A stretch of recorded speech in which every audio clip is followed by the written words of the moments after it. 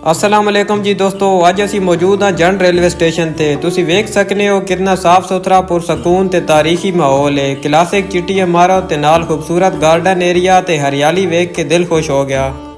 अज ना मौसम भी बड़ा ज़बरदस्त है, हल्की ठंडी हवा चल रही है। चलो हुण प्लेटफार्म की तरफ चलने हाँ ते वेखने हाँ इत्थे मुसाफरा वास्ते केड़ी सहूलतां मौजूद ने ते की रौनक लगी पई है।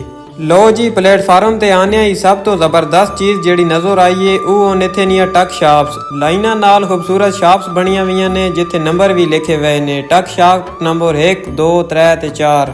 इत्थे मुसाफरा वास्ते हर किस्म का सामान मौजूद है। कोल्ड ड्रिंक्स, चिप्स, लेज, बिस्किट, निमको, टाफियां ते होर भी बहुत कुछ। नाल ही बोर्ड उत्ते रेट लिस्टां भी लगियां हुई ताकि मुसाफरां कोई परेशानी ना होवे।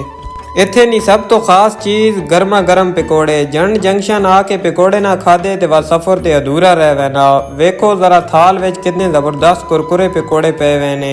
चेक करने ने बहाने का चीज़ा खाने नी यादो ते मैंडी तरह, पर दुकानदार कोलो पूछ के। पकौड़े बड़े ज़बरदस्त ने भाई जी, अड्डे वास्ते भी गर्मा गर्म पकौड़े पैक कर दो मिसाला पा के। गर्मा गर्म पकौड़े ना लिफाफा तैयार हो गया। स्टेशन ते सफ़र ने दौरान एजिया चीज़ा खाने ना अपना ही मज़ा वे।